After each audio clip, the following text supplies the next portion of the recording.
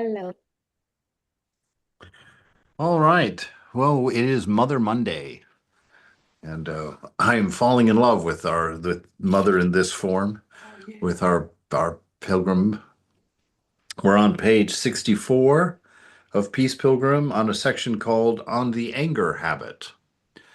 So I like how very practical all of her headings are and all of her points are. Everything is not for a spiritual point, but for a pragmatic. This is how you take care of that problem point, which I think is beautiful, very hopeful. All right. On the anger habit, I'll mention here a couple of other habits. One of them is the anger habit. Tremendous energy comes with anger. It sometimes is called the anger energy. Do not suppress it. That would hurt you inside. Do not express it. This would not only hurt you inside, it would also cause ripples in your surroundings. What you do is transform it. You somehow use that tremendous energy constructively on a task that needs to be done, or in a beneficial form of exercise. The best way to talk to you about this is to tell you what some people actually did. For instance, one woman washed all the windows in her house. Another woman vacuumed the house, whether it needed it or not. Another baked bread, nice whole grain bread. And another one sat down and played the piano, wild marches at first, and then she'd cool down and play gentle things like hymns and lullabies. And then I knew that she was all right. Mhm. So, all right. I bet none of you have had your husbands do any of those things. I was like, wow, maybe that's why my mom was always so angry. I've She had done to, it. Clean the garage. yeah, oh, clean the garage. Yeah. I don't think I've ever done anything. Actually, I don't know. I can't even answer that question because I don't know what I do with my anger. It swirls around deep down inside somewhere, but I really don't. I I I I I don't know if it would be a boast or not to say that I haven't. I don't know the last time I was angry, but I go for walks, like I just go out and walk. mm, yeah, I bet that would be a very good one. I think walking in spiritual life is a huge benefit. I think there's a lot of healing that takes place in that rhythmic, you know, practice of just taking a good long walk and just realigning the body, realigning yourself, kind of letting things settle in their places. But yeah, so this anger, because I always remind myself at the beginning, anytime I'm feeling that kind of annoyance or botheration or anger, I'm just in the practice of immediately I tell myself, who is there to be angry and who is there to anger? It is ego alone that is angry. And so that has really helped remove a lot of that stuff. Just realizing that it's coming from a part of me that isn't me, a part of me that doesn't have anything to do with me. And so I don't have to take anything personally there. I don't have to get any to-do lists, you know, that I can just sit there and figure out why I'm angry first, if that's possible. And then just kind of send positive energy toward it, send positive thoughts toward the person I was angry with, imagine it working out with them and getting myself in an emotional state where I'm happy that it's worked out with them, like that. So she's saying here, just take that energy and put it into something productive. Don't squelch it, you'll hurt yourself. Don't express it immediately because you won't be in control of it, right? So go and work it out, get into a space of equanimity, and then you can more clearly think, oh, this would be the best way to handle this. A deep breathing, the the yogic breath, the Mm, stage yogic breath helps marvelously. I bet. Is that Also the in four, hold three, out four? Is that what it is? No, it's like your abdomen, rib cage, and upper lungs. Hold your breath and then you exhale in the same order or in Oh, the opposite order, depending on. Yes, so just do 3, 3, 3, hold on 6 or 9 if you can, and then exhale 3, 3, 3, 9 counts. huh. A complete yogic breath. Very cool. Good. Anybody else have another remedy for anger or I think that's called pranayam, right, Olga? It is yeah, Yes. pranayama. It's one of the pranayama exercises. Aniloma Viloma pranayam, right? Aniloma Viloma. No, it's not Aniloma based. Aniloma Viloma is It's what Swami was saying. one single nostril and then No, it's not that. exhale This and is then different. It's okay. it's 3-part yogic breath: abdomen, Okay. middle part of your lungs, and upper lungs. Hold your breath and then you exhale. It's a basic pranayama exercise. What is it called? I don't know the Sanskrit word, but in English it's a complete yogic breath or complete yoga breath, 3-part yoga breath. Thank you. Pranayam also helps, Swami. yes, Aniloma Viloma, it just yeah, calms a person down completely. okay, It gives good calmness. So much. excellent. Yes. All And right, well, those are some I, good tips. Yeah, and Uh-huh. I also do the same thing. It's just not me, not myself. There is no me that is offended. So when you take me, I out of it, it's just totally okay. So there is anger coming up. Wait, and also, if you just don't act right away on anger, just wait for like a few minutes, it goes away. It subsides very quickly if you just don't act upon it. That's true. If you don't make it personal, Hmm. it's a lot easier to deal with it. A lot easier. And that's kind of the trick of not know of knowing you're not the mind. That's how you can sort of immediately know, hey, this doesn't have to do with me. Swami, have you heard of this Buddhist story of empty boat? I think that is very helpful in the Tell us. Can you Oh, I remember it? read it in a Buddhist book. Yeah, I read it in, I can't remember which book, but it's very interesting. So it's a story, it's a very short story. It's a monk goes on a quiet lake and is trying to meditate on a boat. And he's sitting there and he's just trying to meditate.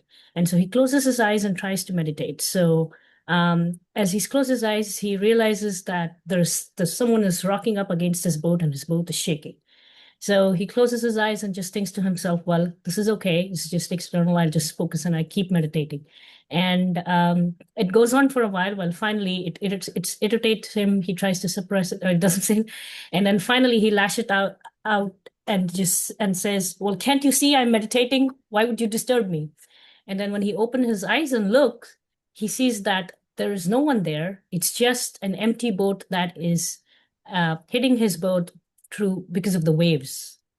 And so in any situation, the basically the point of the story is that you remind yourself that it's just an empty boat and it's just whatever is whatever triggers us. And I there's like Joe Hudson, a lot of psychologists tells us more about ourselves and why it triggers us or irritates us than about the other person.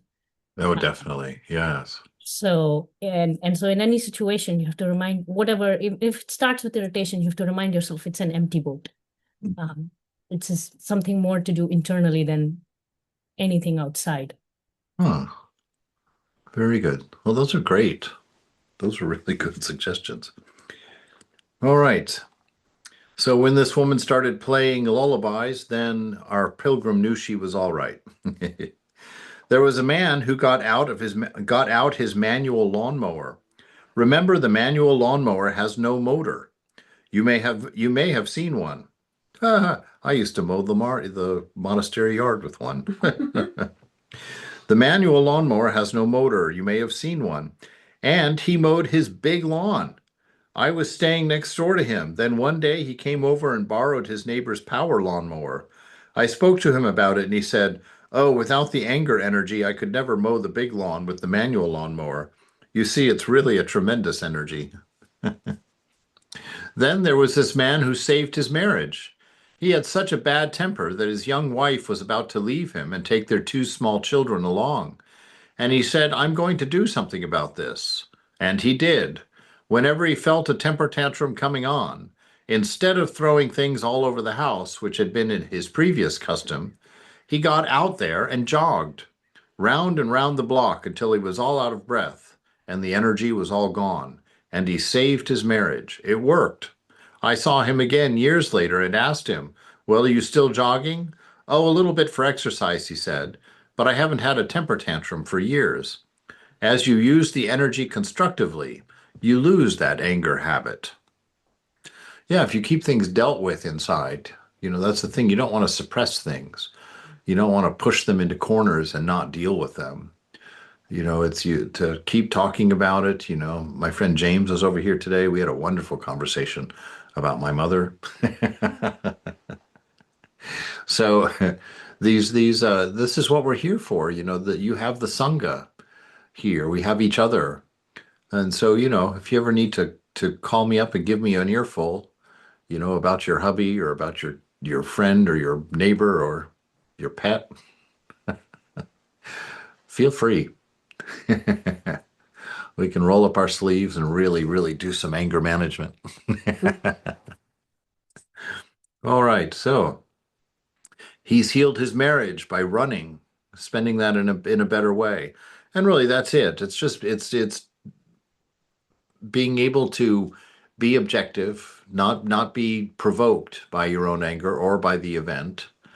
Be able to level yourself out, give yourself some space. It seems like every one of these has had a place where they get a little bit of space, and then expend the energy on something constructive, a run, playing the piano, reading a book, or God forbid, talk to the person you're angry with, and work it out together if you can. These techniques have also worked with children. I recall one 10-year-old boy. I was trying to help his mother because she was having an awful time with him. He got temper tantrums, and one time when he was not having a tantrum, I asked him, of all the things you do, what takes the most energy? And he said, I guess running up the hill in the back of the house. And so we found a wonderful solution. Every time his mother saw the sign of a temper tantrum, she would push him out the door and say, go run up the hill. It worked so well that when a teacher told me she was having a similar problem with a boy about the same age, I suggested she tell him to run around the schoolhouse. Well, that worked also. Now, I'll tell you something about another couple. They got mad at the same time, and they decided to walk around the block. One walked one way and the other walked the other way, but they met at frequent intervals. And when they could meet amicably, they walked home together and discussed what had caused their anger and what could be done to remedy it in the future. This was a very wise thing to do. You should never try to talk to someone who is angry because that person is not rational at that time. All right, that sounds like a very sweet method there, to walk opposite ways around the block and then keep passing each other until you feel amicable toward each other. You could be walking around that house for a long time. And then when you do feel amicable, then just shake hands and walk home together. That sounds like the most healthy right there. It does feel to me like there should be some interaction at some point with the person you're angry with to resolve the issue so it doesn't become a standing issue, something that keeps happening. Because as much as we think we've forgiven and let go of something, remnants of it hang in the back there, and the next time you're together with that person, you'll be doing fine because you've mostly forgiven them, right? But then they say something just even remotely close to what they said before, or something even close to what they did before. And you find out that which you had forgiven and forgotten is suddenly pulled right back out of your purse again and is right there in front of your face, like, right, with the power of two this time. And so it's important to know ourselves and important to allow ourselves to feel these things, right? You shouldn't let your guilt shut it down, or the fact, I shouldn't be angry. You shouldn't shut it down for those reasons. It's like you invite it in, like Hafiz says. I think he's got one of the most beautiful examples, of invited in. Invite your anger into your guest house in your heart. Make it tea and sit down and listen to it. Oh, why are you feeling so angry? Tell me what has happened to you, and just talk to your anger and show it love, just like everything. Show it love. And then go down and imagine, feel that anger inside and go stand in the middle of it and plant your flag, right? Make your declaration. Love will win here. Boom. Put the flag in the ground. Love will win here, right? And so I use that one quite a bit, actually. That planting of my flag. Anytime that was one of the ways that I got through my depression, actually, was going deeply into my depressions, going really deep into them, walking in there and feeling them deeply, which was very hard to do because there was a lot of pain in there. And I really didn't get any verbal information. I couldn't really resolve things like there was something wrong that needed resolution. But all I did was go in there and imagine myself. I imagined myself sort of like Gandalf, in Lord of the Rings. He had that big staff and he had a big crystal on the top of it. And when he would do his magic, he would pound the ground and that thing would light up the whole valley, and his magic thing would go happen. And so I used to imagine myself in that when I would work my way into the darkest spot I could get into in myself, I would accept it. I wouldn't feel like it was something I needed to get rid of or I needed to fix or do anything. I just accepted it and I welcomed it. And I said, you're part of me and you have room here. And then I would, hit my little staff, my imagined staff on the ground there and just light it up with light, with spiritual light and just flood it and then try. It's funny because it seems like a real thing because for a couple of times I couldn't get light in there. Even though I was trying to imagine it, I couldn't imagine. The light couldn't get in there. But I stuck with it. And at some point it started like I could get a little bit of light. But every time before I would give up, I would stop and I would stand there very silent for a moment and I would make that declaration, love will win here. And then I would go about my business. And so this is how we keep ourselves together. It's like the Sangha isn't.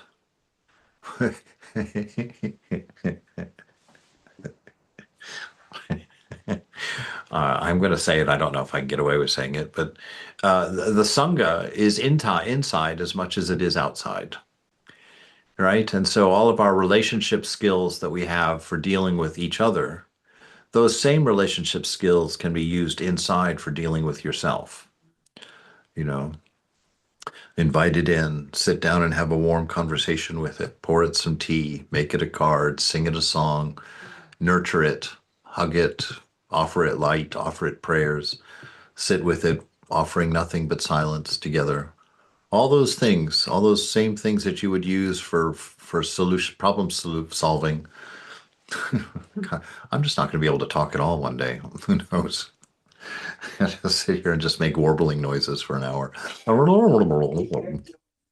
But yeah, I guess it's just Sylvia says I'm doing fine. I'm wondering if it's just in my head, but I keep hearing myself tripping over syllables all the time. All right.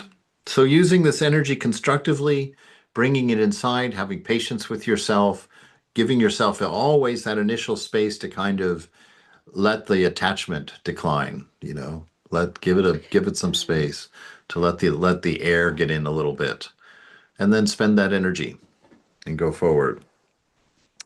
So this, I'll tell you one more story about a young mother. She has 3 children under school age, and she said, when I get mad, I feel like running, but I can't. I can't leave my 3 small children, and I usually end up taking it out on them. I said to her, have you ever tried running in place? And I could just see her running in place. She wrote to me, Peace, it works wonderfully well. It not only got rid of the anger energy, but it amuses the children. Yes. That was my trick.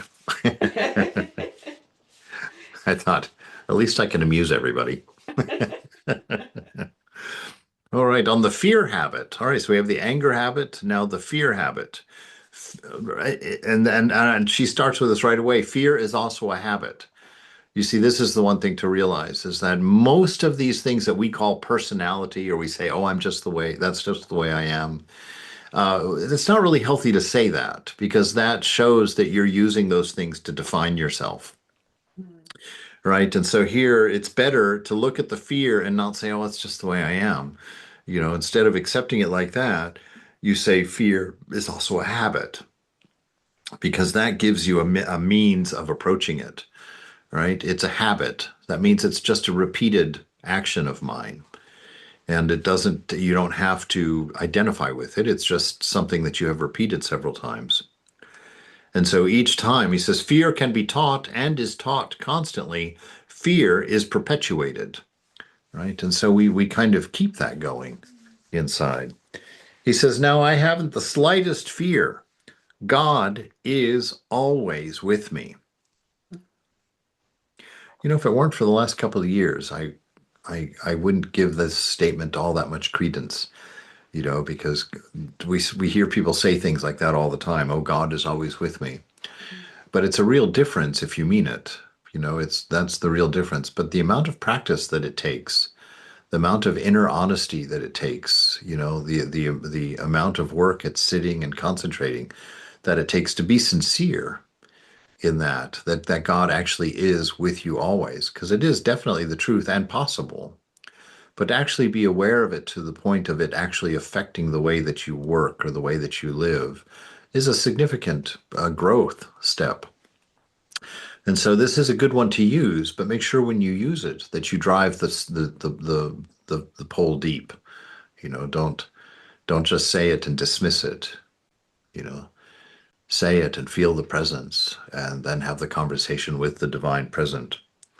So now I haven't the slightest fear. And in her, I believe it, because this is the same thing with my going to Colorado. I learned so much because I was out in the field, as it were. I saw so many faith builders happened to me in my time out there because I couldn't blame it on the monastery taking care of me. I didn't have anybody paying my bills. I didn't have anybody doing all that stuff like in a monastery. And so being out there for 2 years and really just being out in the open like that and responsible for all of my expenses and everything, I grew so much. I grew so much that I find that it did heal my fear. I had, one of my fears as a monk was losing my inspiration, but being dependent on the monastery. It's like I was afraid that was a possibility for me, that as I got older and got more into this, what if I started realizing that, I'm not monk material and oh my God, how arrogant of me to even attempt this kind of thing. Right. And then you get in and you try and you try and you try. And, depending on your view of yourself, you're fine or not fine. But I used to get nervous. I used to think, well, gosh, the longer I'm in here, the less I'm employable out there. And now that I'm 60, I did think about it last year when I turned 60, I thought to myself, wow, this has to work. Ain't nobody out there going to hire a 60-year-old monk who hasn't worked in 27 years. You got a pickle on your hands now. And so, but just accepting that but working through it, having real faith in it. And when she says that don't have this fear anymore, I can honestly say that going out to Colorado, realizing that everything worked and that it was in fact the Divine Mother who was taking care of me, and that it was in fact the Divine Mother who was scheduling my life and moving me around in a very visible, undeniable way. A very visible and undeniable way. Things all came about perfectly. And when I got back here, when I came back to the monastery, what was missing was the oppression. And, that feeling like I'm stuck, that feeling like I'm here because I don't have any alternatives left in my life. Getting out and seeing that I am in fact free, that I am not stuck in a monastery. I am not stuck in a condition, that I am actually free. And then if I need to, or if I'm inspired to, I can always get up and go do Mother's work anywhere, anytime. And just that newfound freedom inside has given me such a positive experience this time around. I used to always feel like I had a little bit of like a book sitting on my head or something. It was nothing major, but there was just always this little bit of, oppression on me, like, eeks, what am I doing? Am I doing okay? Is everything okay? Am I stuck? And so when she says this, God is always with me. I have no fear. I haven't the slightest fear. I think that these times where you go out into solitude by yourself, like Ramakrishna suggests that you do as often as you can, it's in those times that you get these kinds of pieces of practice that you need. You get these little insights into the reality of where you're at and what's going on. And so I really encourage that, take those times. If you can't get away for a weekend or something, at least occasionally take a walk where you're going to be in communion with the divine for the whole walk. And don't take your phone with you, and don't walk anywhere. Don't go for a walk in the mall. Go to the woods, go around a lake, go somewhere, and make it about the divine, so that you can build this relationship and build this trust. Right? This is something that takes time, takes investment. You're dating God. You know, you have to get to know the divine. And so, for the guys, when they plan dates, you try and plan things. Well, initially, you try and plan things where you don't have to interact with the person because you're both nervous and you don't want to deal with it. So you go to a movie or, something like that, the roller rink, ice skating. But then as you get to know each other, you start doing more things where it's more together kind of stuff, where you're doing things, you're getting to know each other. Does this person like the opera? How does this person react at the ballet? On and on like that. And I find, and I think in our relationship with the divine, it's very much the same. Bring the divine into your life in as many ways as possible. In as many ways as possible, with an opportunity for the work to come from as many different angles as possible. And you can get that working faith that God is everywhere present and always perfect, right?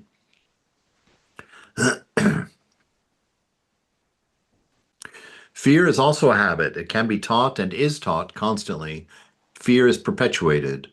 Now I haven't the slightest fear. God is always with me. But I had a friend who was afraid of a certain ethnic group of people. Her husband had been transferred to another place, and she found herself living among this group of people, whom she had always feared.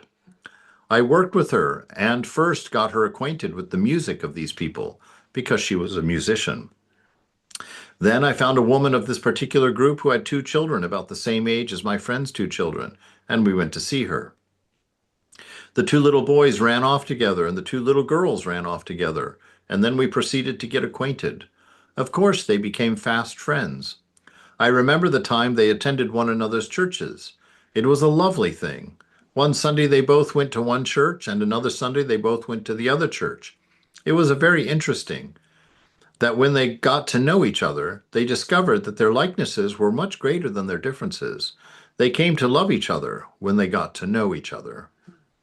That's another beautiful thing, and that's another practice. Always, this is what Swami Prabhupada used to say during the Memorial Day retreat every year. We had 1,500 people coming to that big tent in Olima, and he would always give up and give the exact same lecture at the beginning every year. And he would always welcome everybody.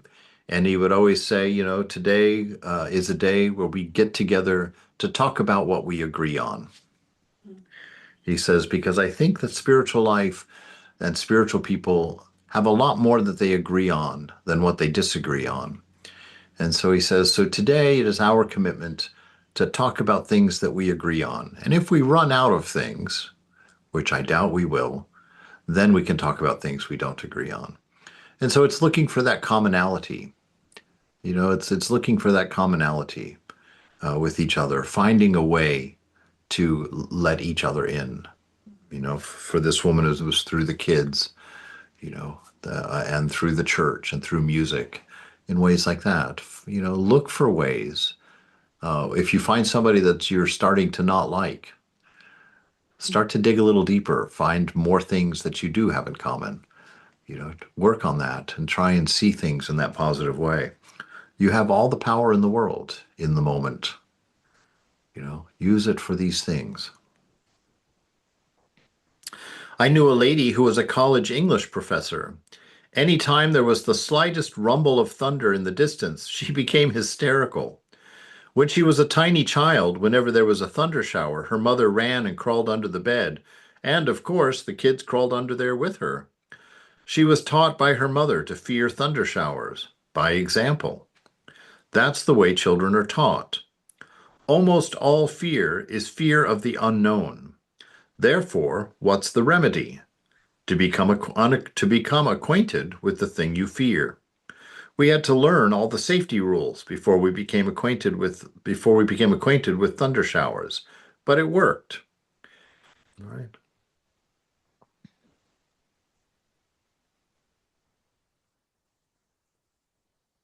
This whole idea of the fear of the unknown, well, my mom was a big worrier, is a big worrier.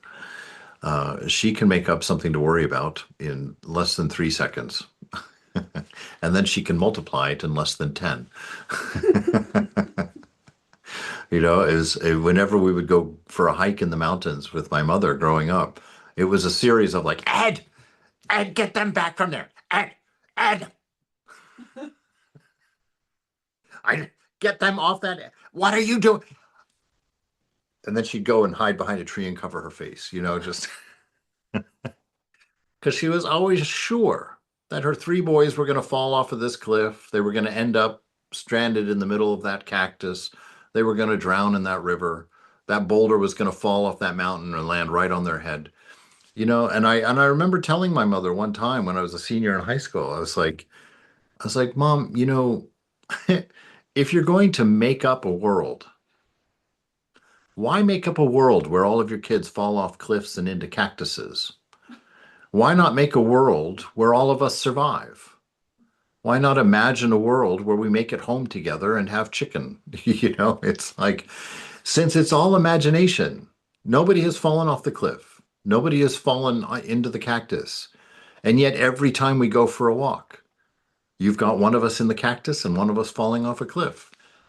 It's like, since it's imagination, you're free to imagine anything. So imagine beautiful things. It's the same problem with anxiety. I had to give that lecture yesterday. For some reason, I had tons of anxiety around it yesterday. That was very unusual for me. But there it was, just all of this anxiety running around in my head. And I realized, why am I anxious? Because I imagine things not going well, right? I imagine that this doesn't work, or I forgot to say this, or messed up in this way or that way, right? You have to imagine things. And so become aware of that and realize and admit to yourself, look, I'm just making stuff up, and it's causing me anxiety, and it's causing me nervousness and anger and whatnot. And so what do you do? Well, you take the part that's not true, the making up, and you change it. You imagine that you're going to give the greatest lecture that's ever been given. You imagine that Mother strikes you on the head and sets you on fire, and you speak directly from the angels, right? I mean, why not? This is the world. It's like, this is what Vivekananda was saying, don't beat yourself up. Say always, I am ever free. I am ever pure. I am strength itself. I am the divine. In this moment, I can do anything. I'm immortal, never been born. I've never died. And he says, keep that stuff cycling through your mind all the time. Positive truth, right? Not imagined trouble. And so this is very easy to do. The difficult part is getting yourself sensitive enough inside to see it happen before it happens, right? To feel the flutter of anxiety before it becomes a thing. See the mind go into its imagination to pick out a few things to be nervous about. Watch it, replay it once or twice in your mind. And then you start getting a sense, that's where anxiety comes from, right? And then you go in and change it. You've got all the power in the world in the moment, right? Maharaj, I have a slightly I don't know if it's different, but being a mother myself, I've kind of gone through this. I think it's more attachment that causes it than anything else. And perhaps it's like in your lecture, perhaps it's the attachment to delivering a good lecture. I'm not sure.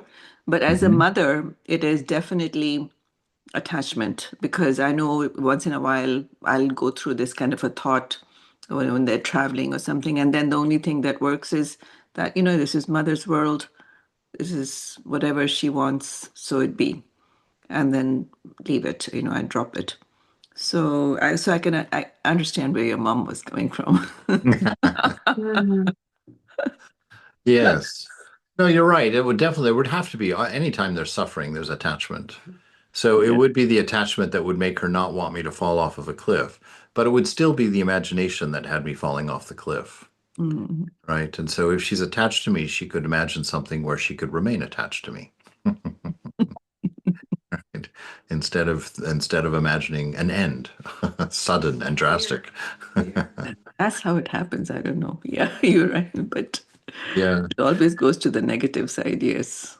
Yes, that's the thing. But it can't. It doesn't have to, though. We are Yes. in charge. You know, Yes. Yes. we are in charge.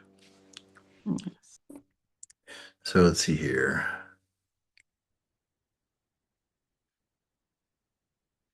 It's very strange to see. We are in charge, but we act like slaves and victims. That's because we forget we're in charge. Yeah. We think, oh, the mind is that way. What can I do? Oh, the body is that way. What can I do?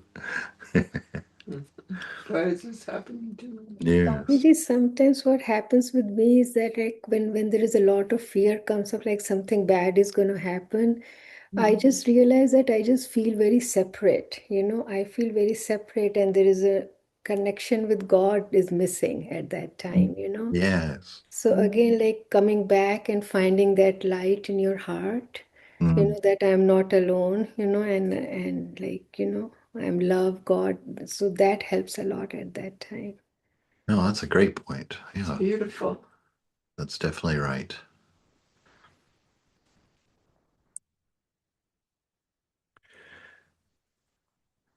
Almost all fear is the fear of the unknown, right? I'll tell you another story about fear. I've heard of women who are afraid of mice. And of course, that was my kindergarten teacher, Mrs. Much. No, I've heard of women who are afraid of mice, and I've personally known women and men who are afraid of dogs. But this woman was afraid of cats. I'm not talking about a wild cat. I'm talking about just a common, ordinary household cat. Now, there were cats in her neighborhood. All of her friends had cats. Every time she encountered a cat, she screamed, she ran, she became hysterical. She told me she thought every cat she encountered was about to jump at her throat. You see, there's the imagination. Now, a psychologist would say, when she was a baby, she was frightened by a cat. She's forgotten that, but it still remains in her subconscious, which might be true. It doesn't matter. I said, if you wish to lose your fear of cats, you must become acquainted with a cat. Oh, no, she replied. I said, well, are you afraid of a kitten? Well, not if it's small enough, she said. So I borrowed a cute, tiny kitten. They said I could either borrow it or keep it. I brought it to her and I said, now, are you afraid of that? Oh, not that little thing, she said. All right, I said. Now you must become acquainted. You must feed it. You must play with it. And of course, you know the end of the story. The kitten grew into a cat, but by then she was so attached to it that she couldn't give it up, or she wouldn't give it up. Right? That's it. So if you're afraid of the unknown, get to know the unknown. Don't fill it with imagination. Get to know what's there, right? This is all part of discernment in our practice. And buy a kitten, by all means. Some fears can come from experience in former lives. In fact, the last problem I told may have had such a source. They are dealt with in the same way. you become acquainted with the things that you fear. There are a few places where you have to use a little different approach. I'll tell you one case where we used the gradual approach. This woman was afraid to sleep in a small room. She would go into a small room, but she could not sleep there. This fear did come from a previous life experience. She came to help where I was working. We put up a cot in the corner of the library, which was a very large room, for her. She was even afraid to sleep there alone, so I put up another cot and slept there with her for the first night. Then, when she had learned to at least sleep alone in the library, we put a cot in the dining room, the next smaller room. I slept next to her the first night, and then after that, she gradually learned to sleep by herself. Then we tried the biggest room that we had, and so on, until we came to the point where she was able to sleep in the smallest bedroom. You do not necessarily have to use this gradual method. We did because there were a few kinds of fear that are easier to deal with using this gradual technique. Another one is the fear of heights, and this also may come from prior experience. Let me tell you, some young, vigorous people have a fear of heights. What I used to do when people had a fear of heights was to take them to a height where they felt comfortable and really didn't want to go any higher. Then I would stay with them there for a while. I would leave them there with something to read, something to occupy them while they stayed at the height for a while. The next day, we would go immediately to that height, and then a little bit higher. Finally, they reached the top, accustomed to the height, and no longer had any fear of it. I've been asked if a certain amount of fear is healthy. I don't think any amount of fear is healthy. Unless you're talking about the fact that if you have fear about a street, you'll look up and down before crossing. But you see, I believe we are required to do everything possible for ourselves, and therefore when I walk out onto a street, I always look up and down. But I don't think that that's fear. That's just being sensible. I don't connect that in any way with fear. For instance, I know that if there are some little pebbles scattered around a smooth rock, I'm liable to slip if I step on those pebbles. So I'm careful not to. I'm not afraid. It's just a sensible thing to do. On divine protection. Recently, while I was leading a group of people on an educational and inspirational tour of 4 of the Hawaiian Islands, a policeman warned us not to sleep on the beach. It seems that there had been a murder on that beach. I was very concerned about all the fear being perpetuated on those beautiful islands. I had no fear. One member of the group tried to tell me about the dangers of the beach. I said to her, "All of us are under the protection of my guardian angel," and we didn't have the slightest incident on any beach. We were on the beach one night where I think we were the only Anglos. The others were so nice. Several people came up and said, "A few years back I saw you on television." It must have been 5 years before, on my first visit to the islands. They even asked for autographs. So I think that we should not be apprehensive. I don't think that apprehension can do anything except attract. That which I feared came upon me. I felt perfectly safe on the beach, and I felt my whole crowd was protected, and they were. I have a sense of definite protection. Twice I have felt the need to get out of the cars I was riding in, and once I saw why. Now, I didn't get out of the car when I was coming down over the grapevine into Los Angeles with the 2 high school students. They were seeing how fast they could get the old Chevy to go down the hill. I was in the back, and I felt perfectly all right. But one time, I was with a man who was drinking whiskey, and I offered to drive for him. I showed him my driver's license, but he wouldn't let me drive. So I asked him to let me off at the junction. Then I was picked up in a little truck, and we hadn't gone even 5 miles before we saw the other car. It had gone down into an arroyo and sideswiped a cottonwood tree. On the side where I had been, the glass was broken and the roof was bashed in. So at once I saw why I felt the need to get out. The driver wasn't badly hurt. He was just cut up some, but not really hurt. Another time I did not see any result, but I felt the need to get out. The man was driving recklessly. He would cross over the double center line and pass cars when he couldn't see at all. so I got out.